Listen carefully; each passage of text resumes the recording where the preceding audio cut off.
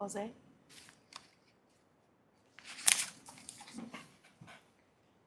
Okay, welcome and thank you for joining us today for the meeting of the New York City Health and Hospital Board of Directors. Today's meeting is officially called to order. Next on the agenda is the adoption of the minutes for the board meeting held September 24th, 2020. Are there any questions, comments, or suggested changes? May I have a motion? So moved. Second. Thank you. I'm going to poll each board member individually, so remember to unmute your line. Dr. Katz? Yes. Dr. Calamia? Yes. Dr. Shoshi? Yes. Dr. Kunings? Yes. Helen Arteaga Landaverde? Yes. Barbara Lowe? Barbara? So can you please star 6? I did, yes. Thank you. Robert Nolan? Yes. Bob? Sally Hernandez Piñero? Yes. Frida Wang? Yes. Benioski Peña Mora? Yes. Benny? On mute? Yes. Can you hear me? No? Yes. Yes. And Anita Kawatra? Yes. Okay, so the minutes have been adopted. During the executive session, the board received and approved oral governing body submissions from NYCHNH Coney Island and Seaview Rehab Center. The board received and approved written submission of the 2019 Performance Improvement Plan and evaluation from Renaissance Diagnostic and Treatment Gotham Centers.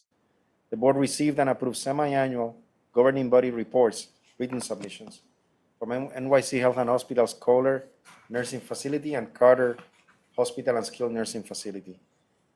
The board convened the 2020 annual public meetings for the boroughs of the Bronx and Staten Island earlier this month.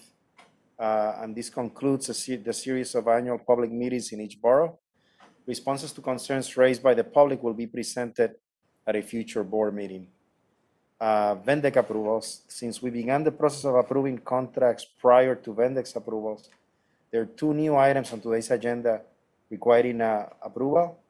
Both have been VENDEC's approved. There are three items from previous board meetings pending VENDEC's approval. Since we last met, we have not received any VENDEC approvals. We will continue to notify the board as outstanding VENDEC approvals are received. I'm going to skip the president's report and move directly to the resolutions. So the first one, Ms. Wang.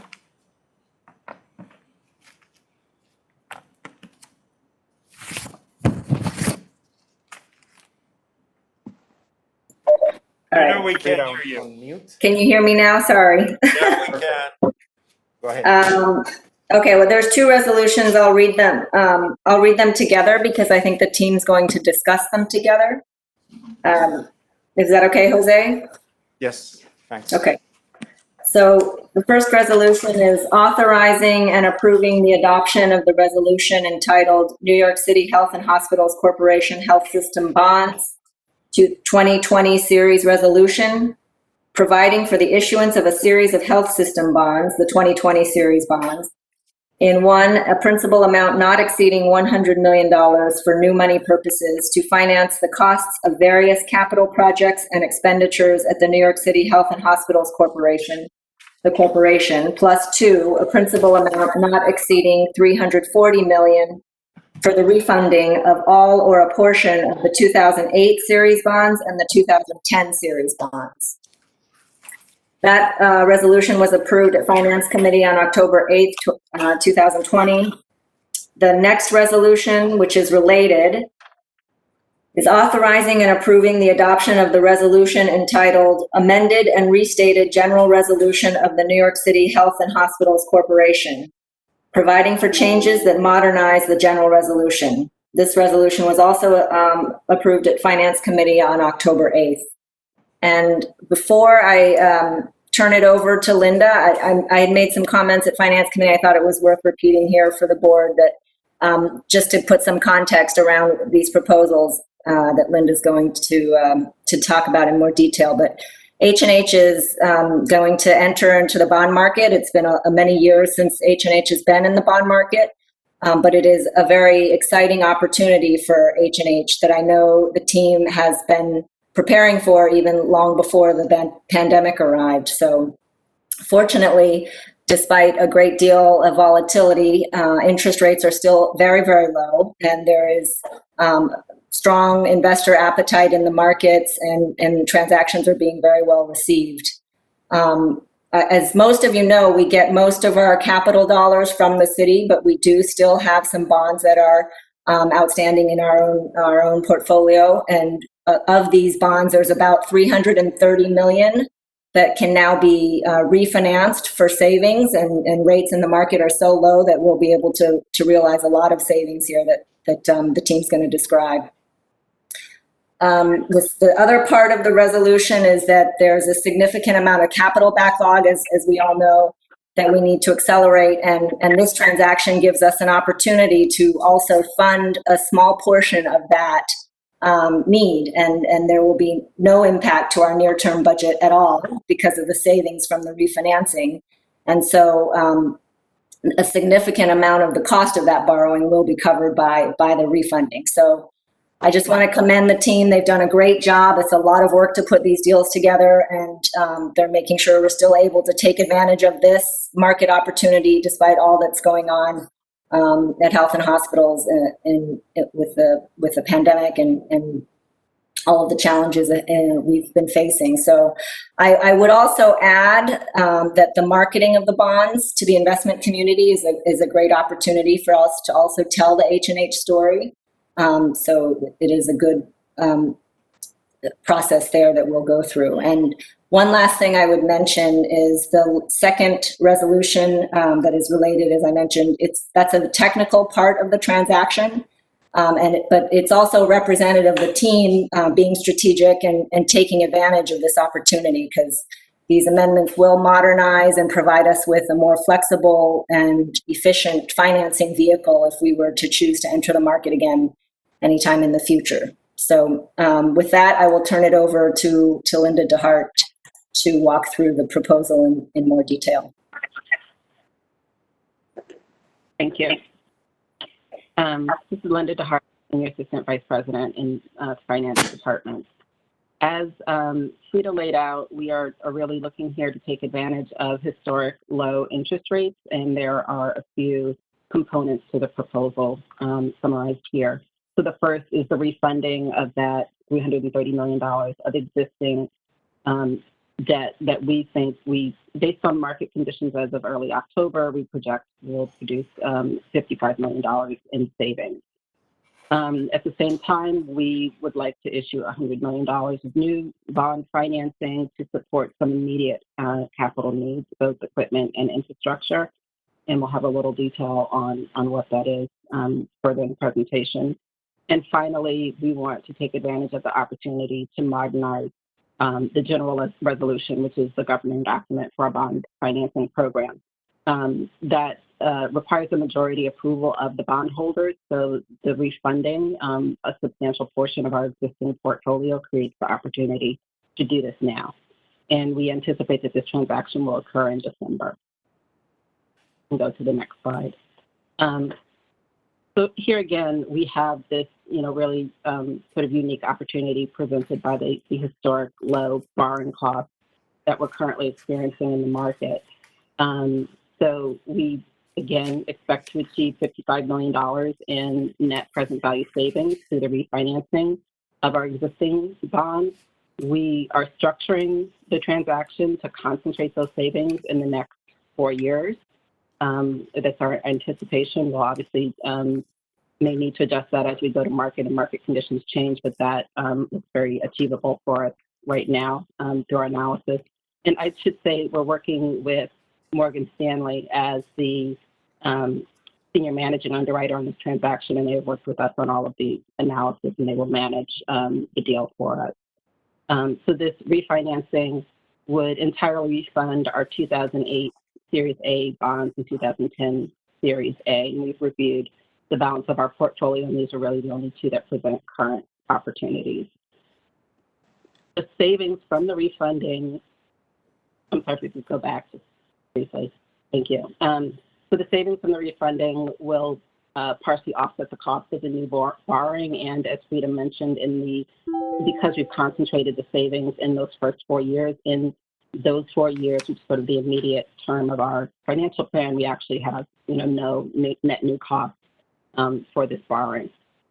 And we also generate a release of $19 million from the Capital Reserve Fund, which is a feature of our borrowing program, where we're required to establish a reserve fund to cover the maximum annual debt service. Because we experienced such significant savings in debt service with this refinancing, we're able to reduce that fund by $19 million, and we use that to reduce the amount of money that we have to borrow as part of the refinancing. We can advance now. So this is just a snapshot to give you a sense of the historic opportunity that we're facing with low interest rates. I think everyone sort of, experienced that from a personal perspective, thinking about mortgage rates, that you can see here how it applies to our bond financing prospects. And again, we have not issued bonds since 2013, so it is quite a while since we've been in the market. Next slide, please. So this is a snapshot of the projected financial outcome. In the table, there's some detail of both the refunding transaction and the new money. You can see there in the top section that we are taking that capital reserve release amount and using it to reduce the amount that we have to borrow to refund the existing debt. So we'd be issuing a lesser amount of bonds for the refunding. And then the $100 million for the new money, that includes covering sort of all of the costs of the financing. You can think of it of all of, similar to closing costs on a mortgage. So all in, we are projecting for both transactions combined to 2.2% total interest cost for the transaction. And the table lays out what that means for us in terms of the savings. So the dashed line is our current debt service payment levels, and the bars show what it would be after the transaction. The gray bars are pieces of the portfolio that are not changing. The blue represents the refinancing, and the red represents the new money piece of it. So you can see that the savings below the dashed line more than cover the cost of the new financing in the short term. And quickly to the next slide. This is an explanation of how we will address MWBE goals through this transaction. Bonds are sold on a negotiated basis using an underwriting group that's appointed by the board. We came a few months ago, and the board extended the currently approved group. So that is the selling group that we'll use for the underwriting group that we'll use for the transaction. We will establish a designation policy to ensure that a minimum of 30% of the underwriting business is collectively allocated to the MWBE firms among that approved group. And there are 5 of 20 firms that are MWBE designated. We'll also set a limit of no more than 10% allocated to any one of the 5 firms, which are listed there, to ensure that there's adequate the spread of the business among the firms. Additionally, we opened the retail portion of the bond sale to the New York City selling group, which includes additional MWBE firms and gives them the opportunity to participate through that capacity. And move on. This is just a snapshot for the $100 million of new funds, or just under $100 million. In new funds, it's split roughly 25% between equipment and infrastructure, and there's some further detail there on the categories within those sort of broad categories. So the projects were selected based on our existing body of work that's been done both by supply chain with respect to equipment and off the facilities development with respect to infrastructure. in assessing our needs, and I think there's been, considerable discussion of the work that Kristen Flaherty's shop in particular has done around infrastructure to start to build out a major plan of needs for the system. So they had a ready body of work to assess in terms of what projects might be considered and are critical. And for this, they also took into consideration projects that could be completed within, roughly an 18-month time period, so that we are not sitting on these borrowed funds for an extended period of time. We can move forward. So this turns to that last piece of the transaction that we talked about. The general resolution is the governing document for the system bond program. It sets the parameters for what we're able to do through the financing program. It's a sort of overarching document. It's the general resolution, and then there are specific authorizations for individual transactions, such as what we're requesting approval for now, that are referred to as series resolutions, and those are essentially amendments to the general resolution that authorize specific transactions. So the general resolution also constitutes the terms and conditions that the bond purchasers are agreeing to, and that's why amending this requires approval of the majority of the bond holders. And it was last amended in 1996 after having been first adopted in 1992, so it's quite a long time since it's really been substantially touched. We can move forward.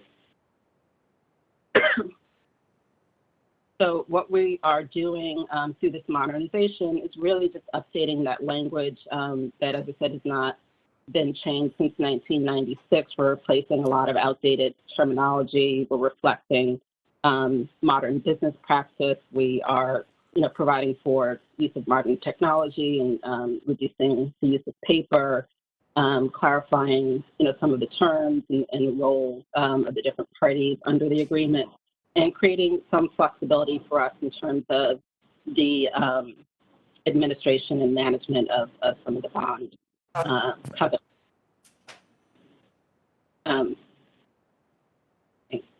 So what this boils down to is the two resolutions that were read at the beginning of this presentation. The first authorizes a series resolution for the refunding transaction and the new bonds of up to $100 million.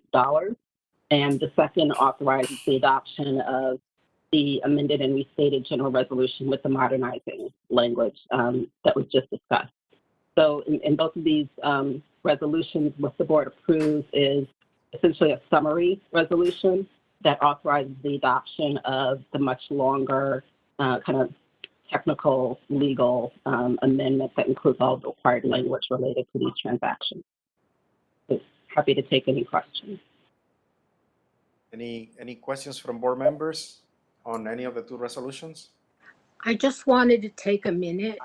Yes. Am I on?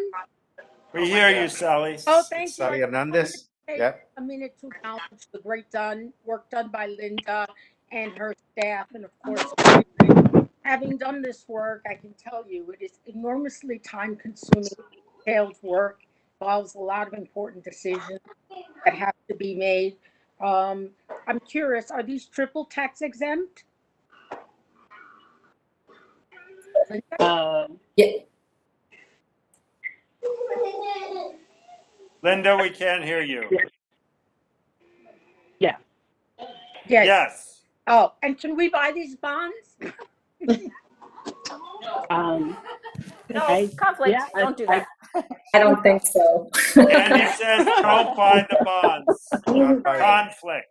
We'll support the bond. Thank you. Jose, I have a question. I'm sorry, who was that? Helen. Yeah, Helen Arteaga, please, go ahead. Linda, I just have a question. The 100 million includes the 19 million that's gonna free up? Or is it a total of 119 million?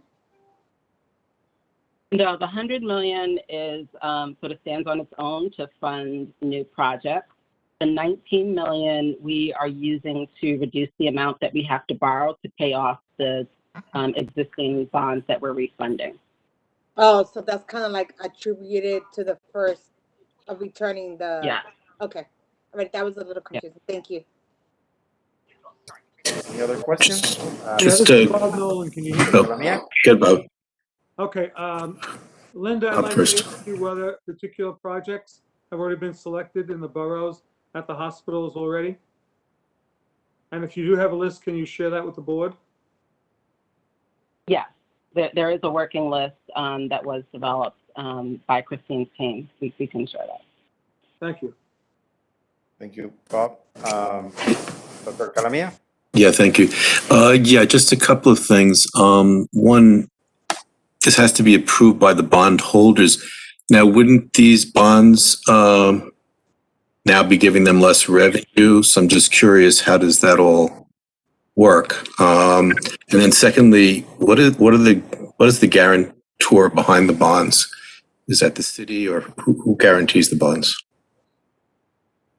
So to the first question, it's not the bond sale or refinancing itself that has to be approved by the bondholders. It's only this update to the terms in the general resolution, and that actually would sort of be a springing approval. So it would be approved by the purchase of the bonds that we're selling now. Those bondholders would then constitute a majority of bondholders after that transaction. And those amendments would go into effect going forward from that point. In terms of the sale, it's not that the existing bondholders lose revenue. They would essentially be bought out, so they would be fully paid off. And there would be new, potentially purchasers who are buying the bonds in the current interest rate. And isn't it Dr. Calamari's house that we're looking at that is the security behind the bond? Good luck if it is. Linda, what is the actual security behind the bonds? There are two components to that. So there's one, we have a very unique security structure where we pledge the system's healthcare revenues against the bond. So all of our healthcare revenue flows into a lockbox and is held there to accumulate to cover debt service before being released to the system for operating costs. So that provides many times debt coverage services. It's really unique and very attractive feature of our bonds.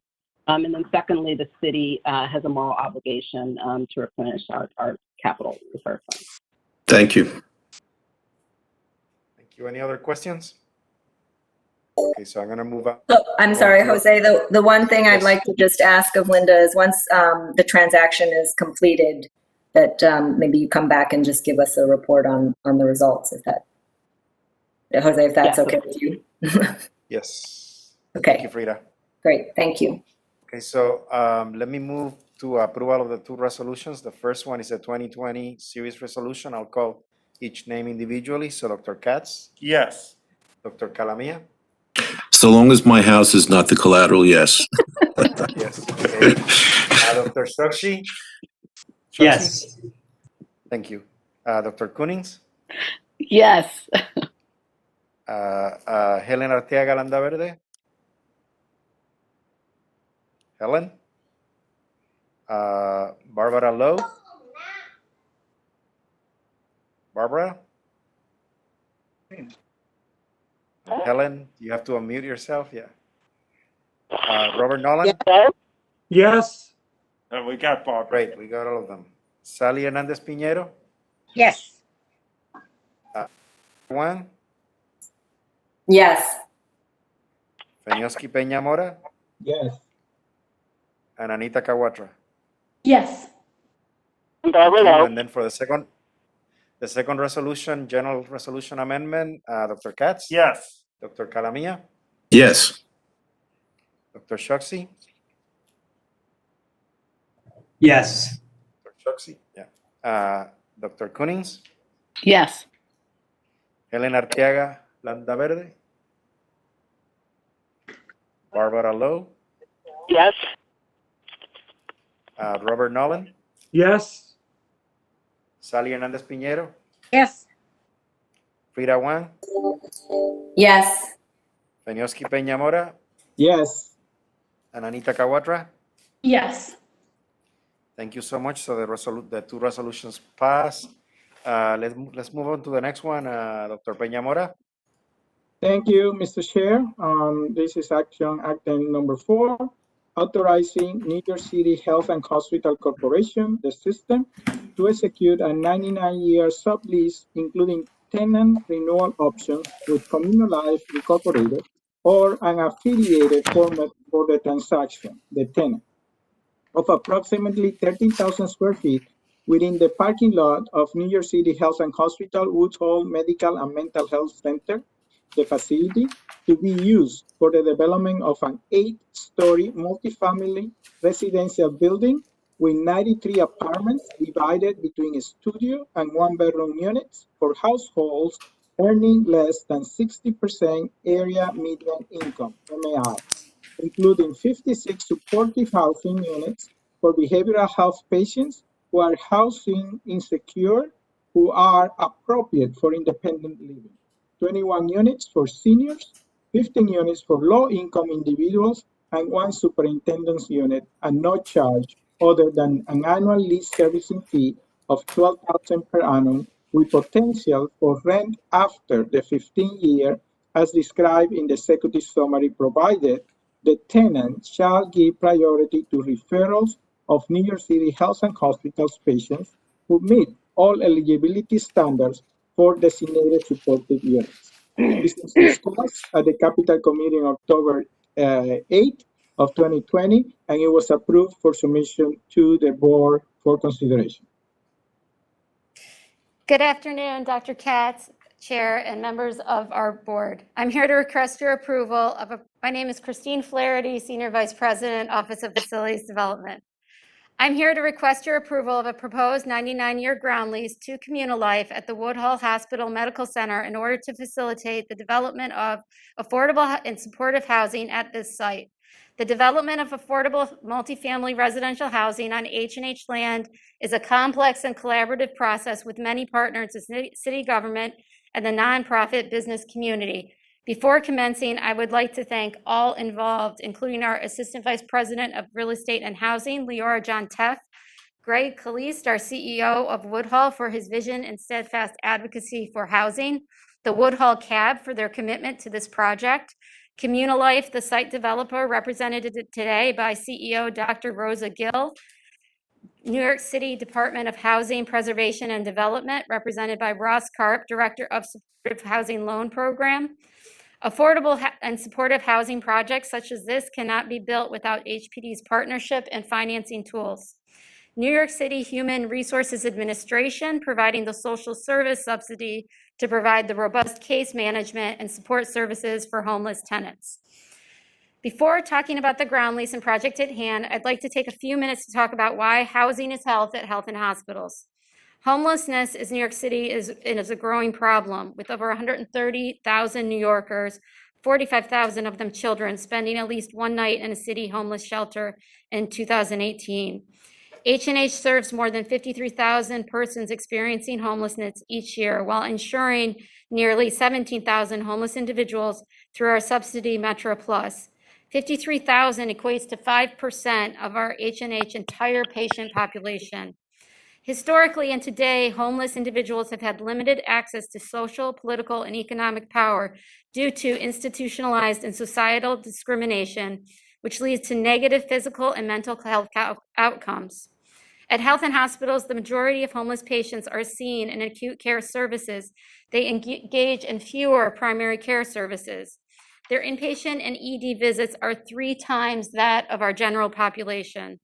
Additionally, the Office of Population Health's recent updated high-risk patient dashboard identified 31% of Health and Hospitals' high-risk patients are homeless. New York City Health and Hospitals has several initiatives underway to enhance the health care of homeless New Yorkers. Creating housing opportunities for unstably housed patients is a key achievable component of our system's larger initiatives. It will improve their health outcomes and better utilize our limited public resources. And with the new and evolving pressures of COVID-19 and associated economic challenges, this only reinforces our need to facilitate housing for health at Health and Hospitals. Next slide. The project before us is not the first time Health and Hospitals has utilized our land assets assets to facilitate housing development. HNA signed our first ground lease for housing in 2007. Per our governing statute, we lease our land from the City of New York and in turn sublease to other entities. Since our core business is healthcare, we have collaborated with the city's real estate-centered agencies for designating private developers for housing development rather than sole sourcing on our own. Our sister agencies have the capacity and subject matter expertise in housing and real estate to issue RFPs and RFQs and evaluate proposals and qualifications. Since 2013, HPD has been our main partner in this endeavor. They not only have the housing expertise, but the financing tools to facilitate the development of affordable housing to best serve low-income New Yorkers. To date, there are 8 occupied buildings with 1,243 occupied units of housing on our properties, and 2 buildings with 349 units that are in construction today. In March, Health and Hospitals analyzed the unit distribution of 8 occupied buildings, and we estimate 1,800 residents live there. We then analyzed our EPIC data, thanks to EPIC being completed, and by matching housing addresses with our patients, we realized that over 700 patients at these addresses, or 40% of the residents on our campuses. 560 Winthrop at Kings has the largest patient count, while the fewest patients live at Seaview on Staten Island. There are a few different types of housing developments on our campuses. Senior housing is low-income housing for those aged 62 and older. Low-income housing serves only those earning less than 60% area median income. AMA is a standard set forth by HUD to determine income eligibility for subsidized housing. While mixed income projects include both low-income and middle-income units with a variety of MIAs and affordability tiers, supportive housing projects are generally considered low-income housing projects. They have no more than 60% of the units set aside for formerly homeless New Yorkers and include a robust suite of wraparound case management services for these tenants. The remainder of the units in these buildings are typically low-income units. There are currently 457 units set aside for formerly homeless New Yorkers and designated as supportive housing on our land, most notably at Kings County and Woodhull.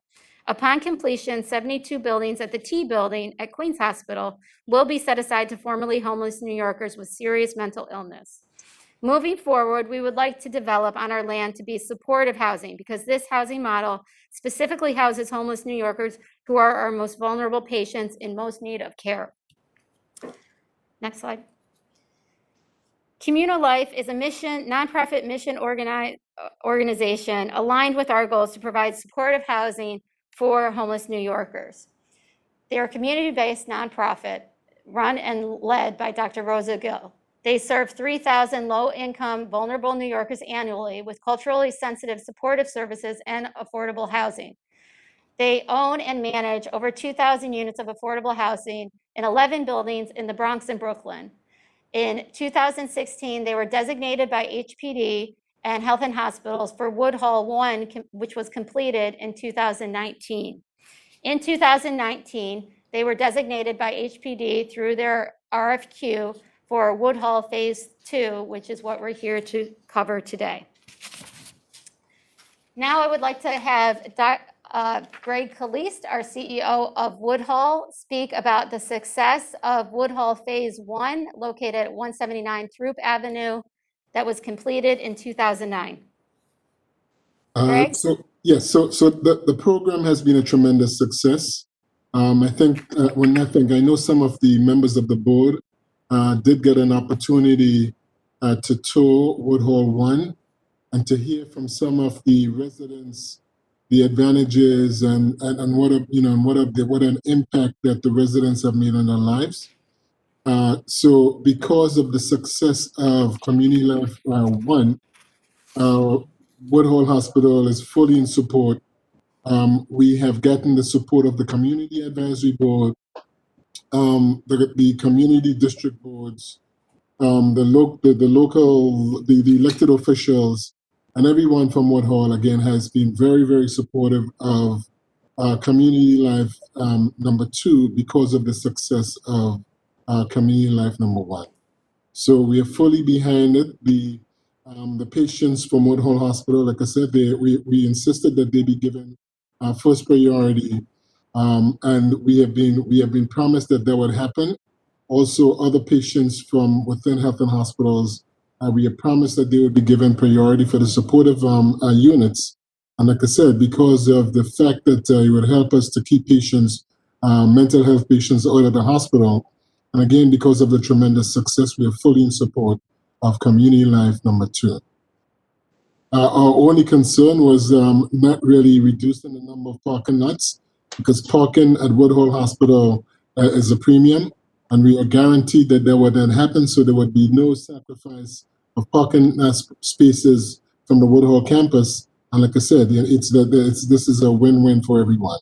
So we are fully in support of it. Thanks a lot. Thanks so much, Greg.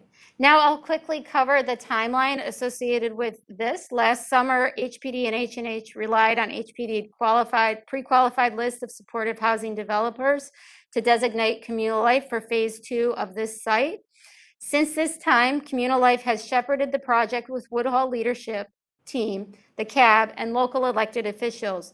They created a financing plan with HPD, designed the building, and applied for appropriate social services.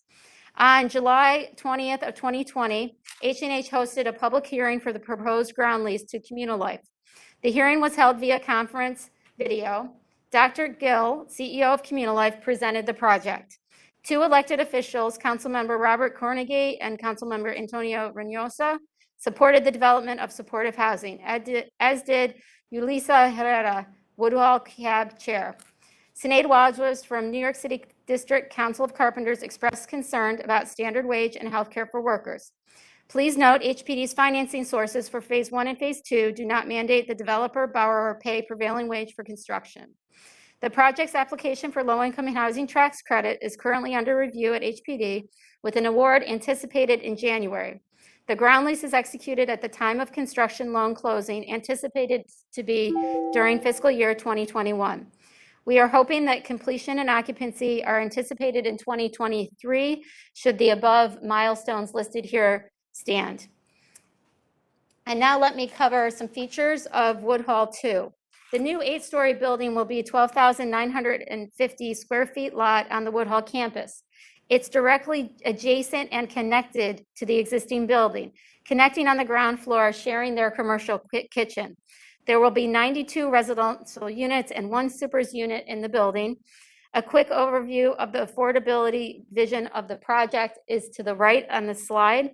21 one-bedrooms will be for seniors, for very low-income seniors aged 62 and older. Senior tenants will benefit from either Section 8 or pay rates at 30% AMI. There are 15 studios designated as low-income community units. The 56 supportive units for formerly homeless New Yorkers will be studios. While the rent is $1,390 for each unit, a significant portion is paid for the HPD project-based rental contract available for supportive housing units. Communilife will monitor their success in phase 1 to rent up these new supportive units by working closely also with Metro Plus. They will closely coordinate with Health and Hospitals, Woodhull Hospital, and HRA to refer 56 eligible behavioral health patients who can live independently in permanent housing with appropriate social service support. Communilife will provide person-centered on-site case management services for these tenants. Additionally, they will lead patient care coordination through Woodhull outpatient treatment as needed. Next slide. Some other features associated with the building. The lead agency governing the design, the financing, and the regulatory restrictions is HPD, but we did want to share some features of the building. It follows the Enterprise Green Communities guidelines, and as such, there are fixtures in the buildings tied to conservation of water, low VOCs and paints. The buildings are smoke-free and energy-efficient standards. There are also, from a plantings perspective, native and adaptive planting specimens throughout the landscaping of the building. Next. We also did want to speak to the fact that the building has been taking into account the impact COVID-19 has had on our built environment, and they've integrated design modifications into the shared areas of the building as indicated here. Additional hand washing stations, easy to clean surfaces that are non-porous, and the lobby area and corridors are wide enough to account for directional circulation. They are also considering air handling system enhancements that they're in the process of evaluating during the bidding process. Additionally, there are MWBE requirements per the guidelines on HPD as the developer, which of the HPD supported dollars within the deal, 25% goes towards MWBEs. Communilife joined St. Nick's Business Council, and they're going to be coordinating with St. Nick's Alliance to assist community residents with placement for construction-related jobs. And Communilife will continue to participate in local job fairs for recruitment of agency staff, for their own staff. Next slide. In order for a 37 million multifamily residential building to be affordable for low-income, formerly homeless tenants, it must be subsidized by complex financing sources available to private developers. These sources, combined with HPD regulatory agreement, guaranteed long-term affordability for 60 years. An entity formed by Communilife will receive a $9 million city capital loan from HPD. The principal and interest will be deferred and accrued for 30 years. A private bank will lend the project $7.5 million. Low-income housing tax credit equity generated by the sale of the low-income housing tax credits allocated by HPD will provide 50% of the capital sources. The estimated tax credit equity is $18.5 million. Rather than an upfront or ongoing lease payment, which would financially burden the project during these times, HPD and Communilife is providing H&H with the restoration of our parking and our administrative overhead in the development budget. Beginning at occupancy, we'll also receive an annual lease servicing fee of $12,000 for the term of the lease. In year 15, H&H may receive excess cash flow if available. New York City HRA will annually provide Communilife with approximately $997,500. This assures the formerly homeless patients receive ongoing wraparound case management services described earlier. As mentioned previously, HPD annually pays $800,000 of the rent for the supportive housing tenants. This rental payment supports debt services and operations. And now I'm prepared to conclude my remarks. I do want to thank the entire team for working hard, especially Greg Calise, our champion locally on this endeavor. We have a number of participants who have facilitated this important initiative on the phone, ready to answer any questions by the board. Thank you, Christine. Any questions from board members? Yeah, I have just a question relating to, I'm sorry, can you hear me? Yes. I have a question related to, are there protocols in place to determine how we decide which patients, for example, would be most appropriate? Is it just HHC? Is it Woodhull? Does Metro Plus play a role in that? And what has the experience been like in Woodhull 1 with respect to this concept that we're going to get some sort of a preference in our patients being able to be housed there? So I'll take some of it, and Greg and Leora, please feel free to fill in my gaps. There's a lot of process that goes into this. Patients do have to fill out a 2010E. It's not exclusive to Woodhull Hospital, it's Health and Hospitals. Woodhull will be our sponsor hospital, being there at our site. And so there is a collaborative process. Metro Plus played a key role in helping to house a number of the supportive units that are current patients at Woodhull 1.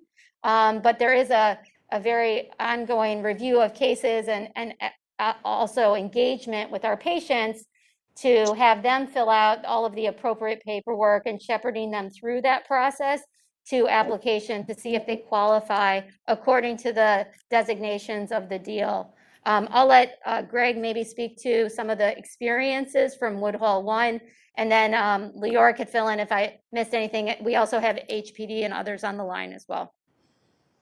So speaking to some of the patients, most of the patients agree that the fact that now they have housing, their lives are a lot more stable. Some of them have been able to get back into the job market.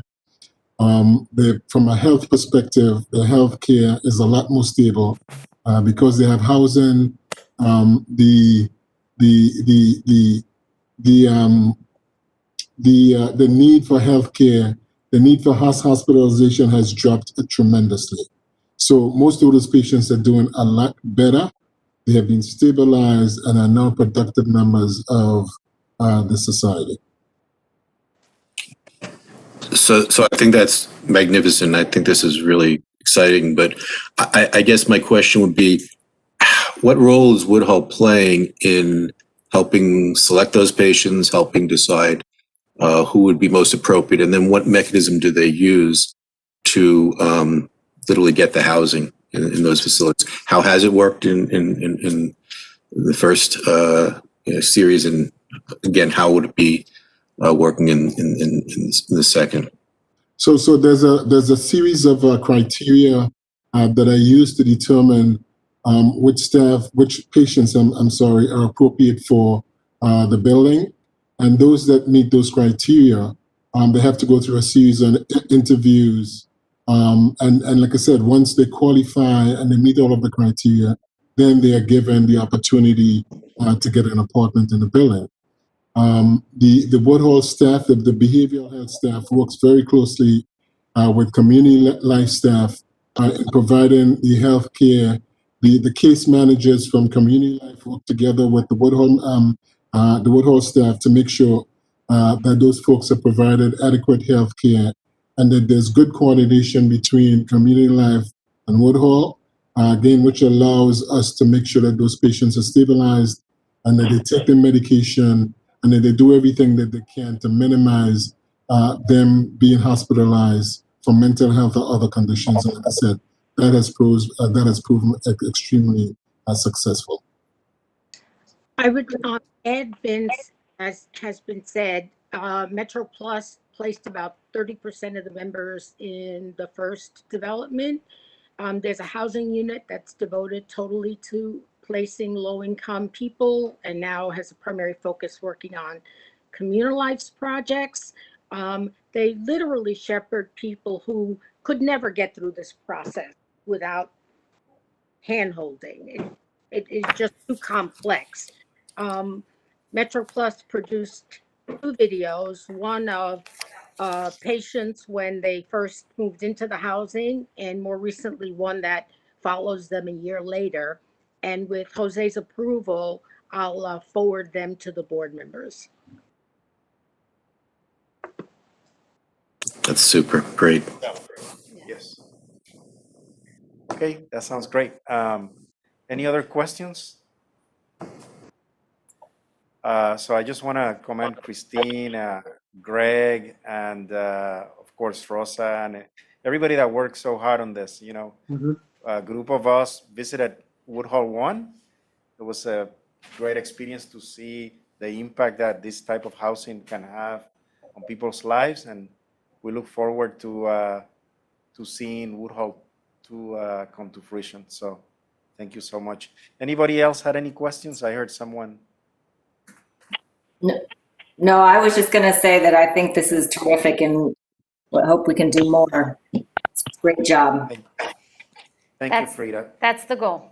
Okay, so let's have a vote, Doctor, on the resolution. Yes. Yes.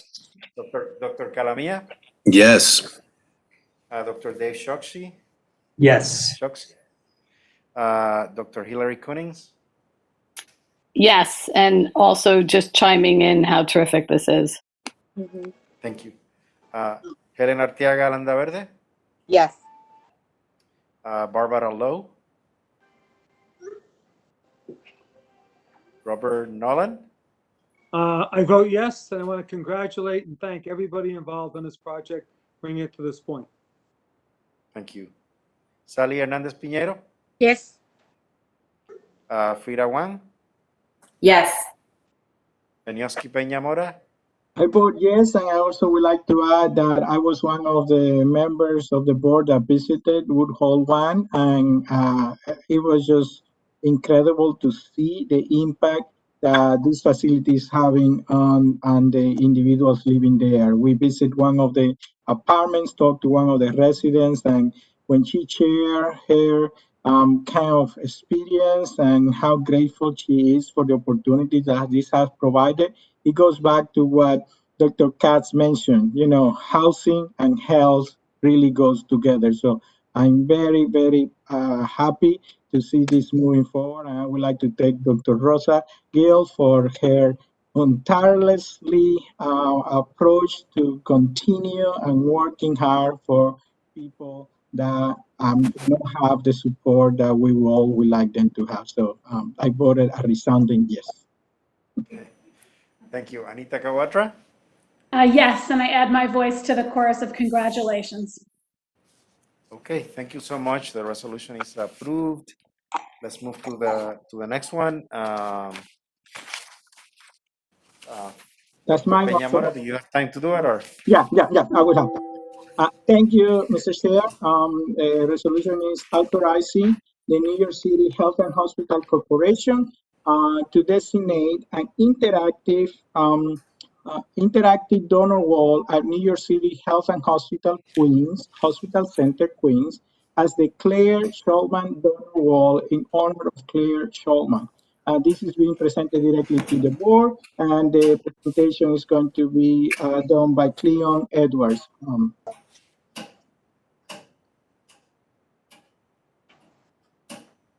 Cleon? Edwards? I'm sorry, I was on mute. Yeah, so do you want me to just give some background on her? Yes, please. Yes.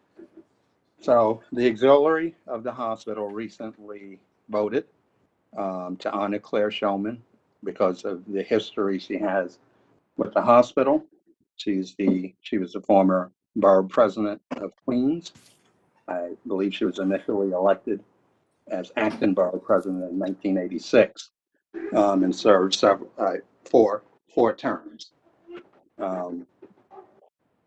She was also a nurse at the hospital before her political career and actually lived in the nursing residence at that time, back, I believe, in the 1940s. So because of her connection to the hospital, this hospital has been a passion of hers. In the 90s, when there was a clear chance that the hospital was going to be privatized under Mayor Rudolph Giuliani, she was the political force who really sort of marshaled the support against that.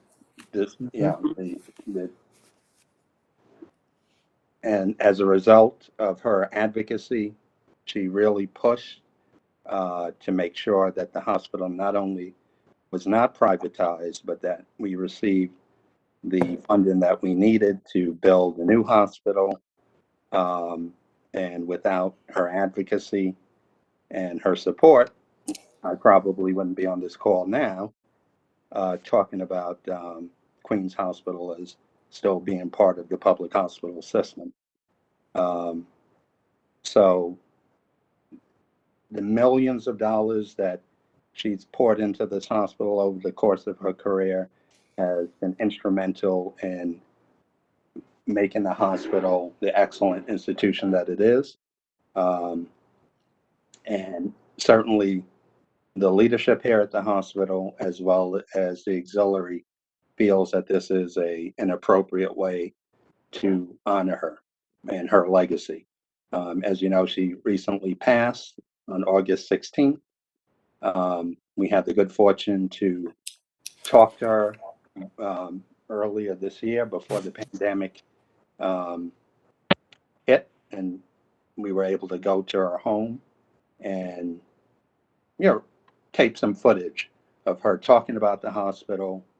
She was elated and honored that we decided to name the wall after her, and she was humbled by this decision. So we're hopeful that once, if this is approved, we'll have a virtual unveiling of the donor wall, and people will get to hear her express in her own words what this hospital meant to her.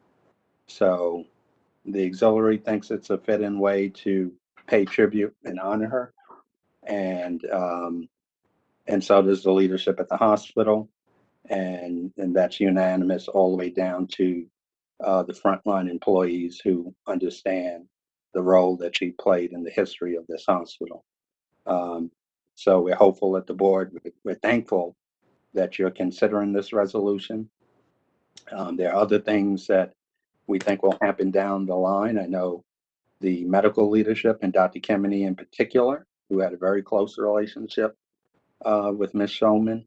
There are other things that we want to do. I'm not going to get into it now. But now that we understand what the process is, we will certainly adhere to what needs to be done in order to continue to pay tribute to this extraordinary woman and leader.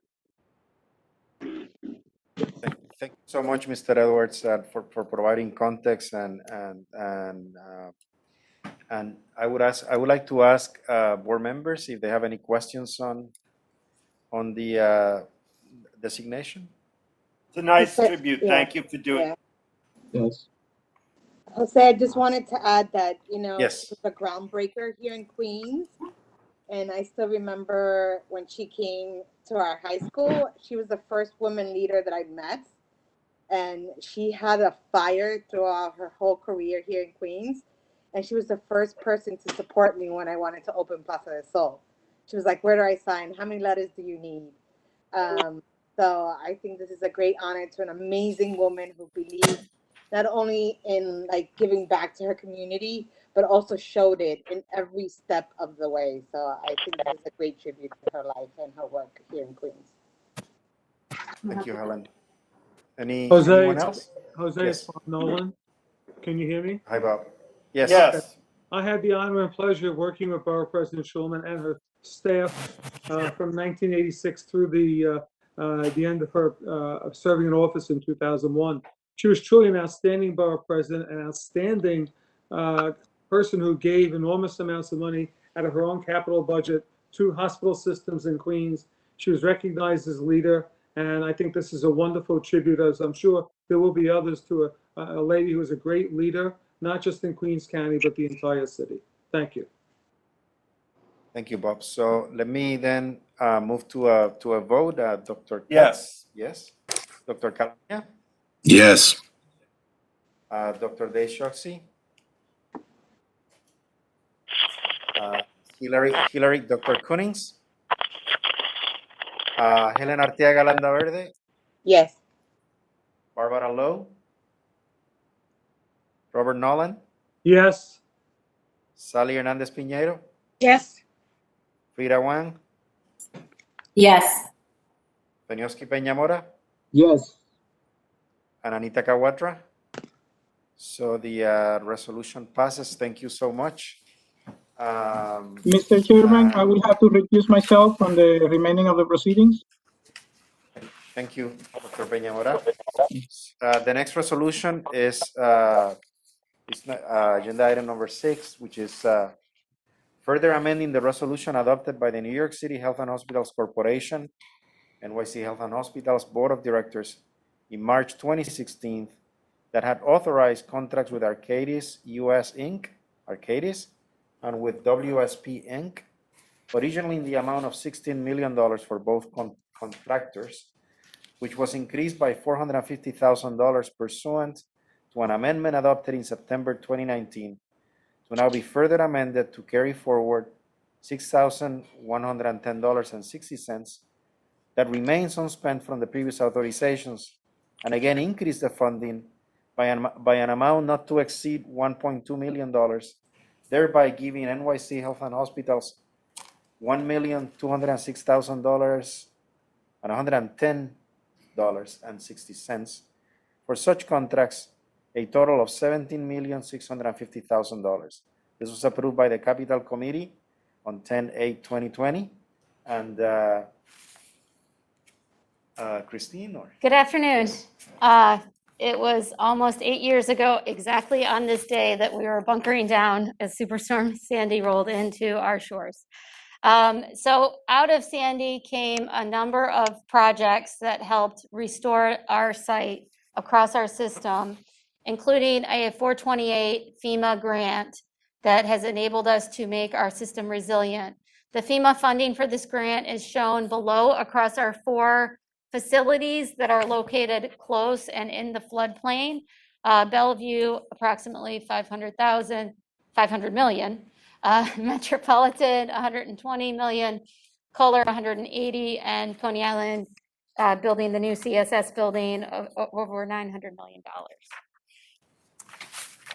Back in 2013, via public bid, we issued an RFP, competitive RFP, for 2 firms to provide design services for Sandy reconstruction and mitigation for FEMA projects at our facilities.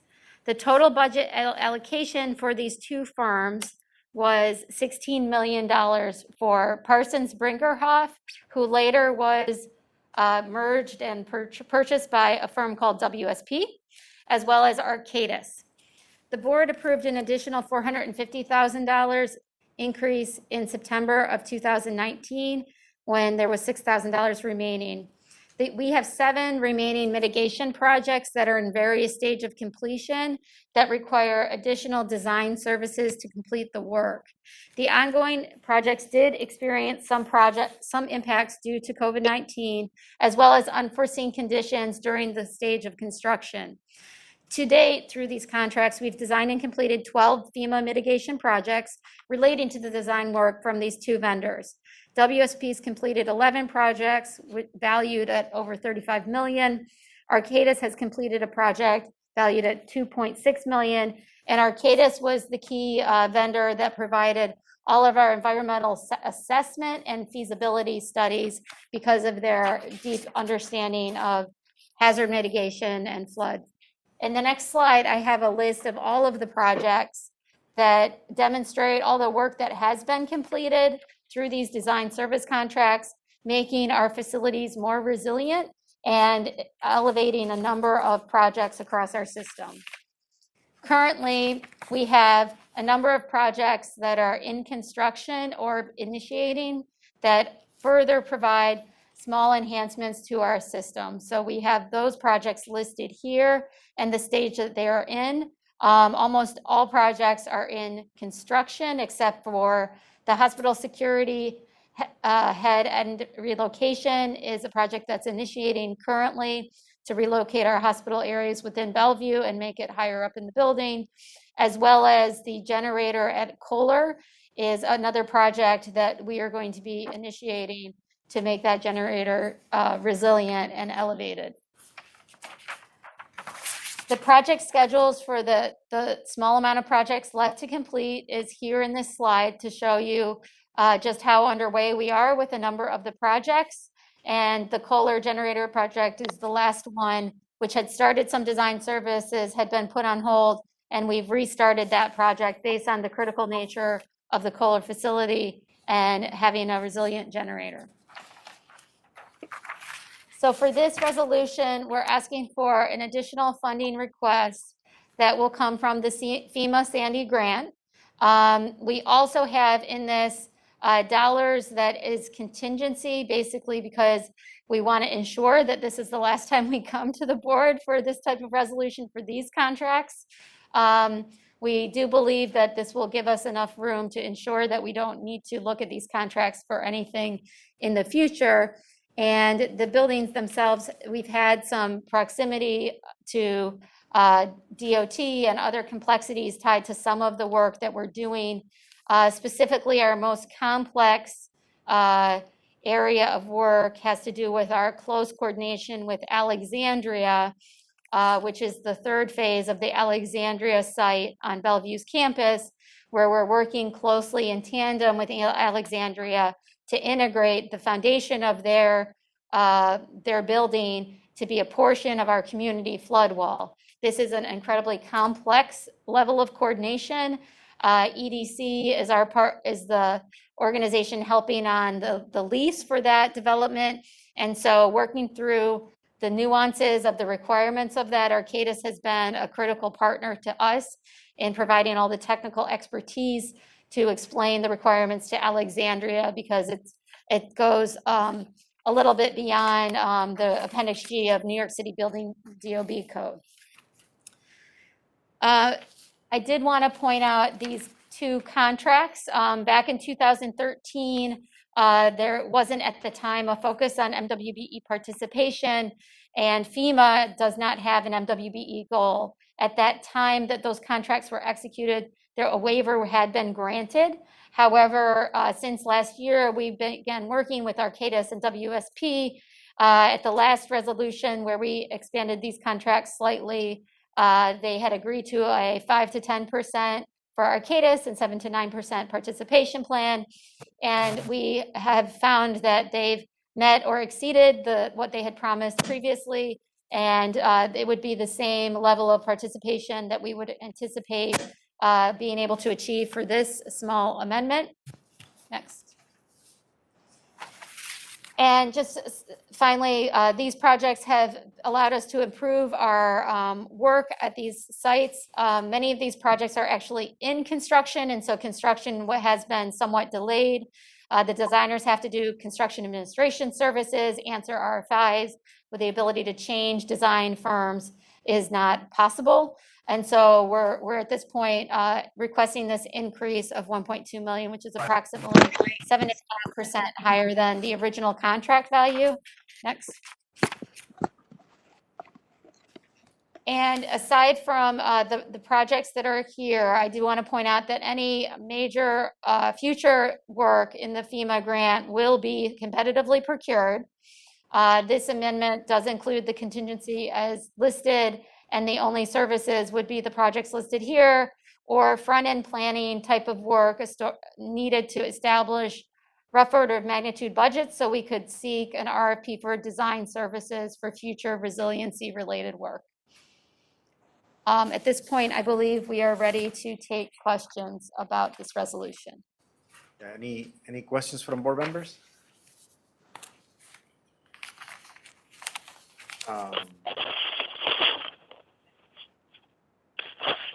Yes, Christine, was there something related to a contingency, 40% contingency on this one? Yes, this is the one that has what I would say a healthy cushion in case certain negotiations drag on longer. Frankly, the Bellevue Community Flood Wall is the area of risk where we have expended a substantial amount of time with our private partner who will eventually have a lease on our property. And so that's where we just aren't certain the amount of design work that's been ongoing with that partner to get to a conclusion. So right now the resolution doesn't include the contingency? It does, yes. Okay. I'm trying to not have to at all come to the board about this contract anymore in the future. Thanks. Bob? Or I thought I heard you, but anybody has a question? Ms. Lowe, do you have a question? No, I don't. Okay, so let's vote then. I'll go one by one, Dr. Yes. Yes. Dr. Calamia? Yes. Helen Arteaga Landaverde? Yes. Barbara Lowe? Barbara? Robert Nolan? Yes, outstanding work, Christine. Thank you. Thanks. Thank you. Sally Hernandez Piñero? Yes. Frida Wang? Yes. And Anita Kawatra? Anita?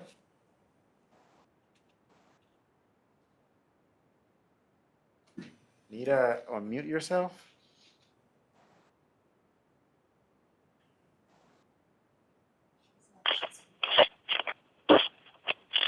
Okay, so Okay, so the resolution is approved. Thank you so much.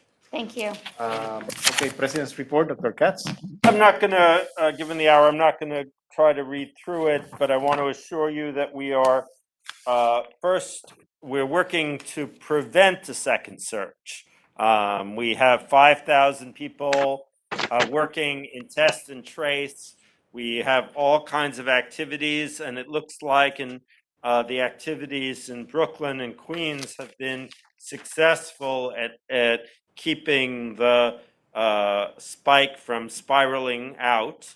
We've been able to achieve at least a plateau among infections in the hot areas of Brooklyn and Queens. But we are working hard to be sure that if there is a true second surge, that we are prepared to deal with it in all our hospitals, and we're working hard around flexible spaces and staffing and other kinds of preparation. I've signed an emergency declaration extension effective through the end of November, which permits the health system to use our emergency contractors and to use emergency authority for contracting if the emergency conditions required. In this extension of the declaration, we added new process requirements for emergency contracts designed to ensure that even when full procurement procedures cannot be used, that there is a robust due diligence conducted with respect to pricing and the selection of vendors for emergency needs. We're working closely with the city and the state on what we hope will be a vaccine distribution plan. Of course, the most important part of a vaccine distribution plan is that there be a safe and effective vaccine. We do not yet have that, but we agree that ultimately it's the vaccine distribution plan that prevents disease and death, not the vaccine itself. You have to get it to people. So we hope to be a part of a successful area to do that. All of our skilled nursing facilities are currently COVID-free, which have allowed for visitors at all our facilities. We work hard through testing of staff, testing of residents, and cohorting to make sure that stays the same. I want to welcome my friend and colleague, Melanie Herzog, as the new Deputy Mayor of Health and Human Services. I've worked with her since I arrived. Has been the head of OMB. I think she'll do a great job as Deputy Mayor. She really knows health and hospitals well. And I think having her is going to be a huge asset to our getting done the work that's before us. We have, in terms of finance, we have $688 million cash on hand, surpassing our revised target of $600 million. We've achieved a positive net budget variance, fiscal year 20 exceeding the budget by 2%. The health system closed September 2020 with nearly $650 million on hand and estimates closing October 2020 with $400 million cash on hand. We're working with the state to advance certain supplemental Medicaid payments in order to maintain a stable cash balance in the event of a second surge. We're watching carefully, and I know several of you read the articles about ransomware attacks on healthcare systems. I know Kim Mendez, our great IT chief, is here, and she's been working hard with her team to protect us, and they have succeeded thus far. But the cyber criminals of the world get smarter and smarter, and so we have to get smarter and smarter faster than they do. And happily, so far, we've been keeping up. But it remains a major threat. It's the other side of, the wonderful thing about having an electronic integrated medical record is that it enables our whole system to function together. The terrible part about it now is that it's almost impossible to deliver care without it, since now that's what we're used to. So we have to watch very carefully to protect our system. That's my report, Mr. Chair. Thank you. Thank you, Dr. Katz. Any questions from board members for Dr. Katz? No. Thank you.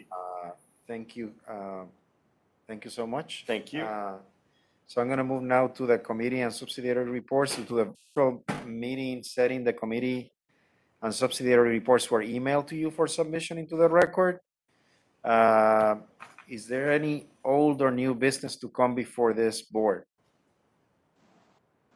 If there's no further business, then I declare this board meeting adjourned. Thank you so much.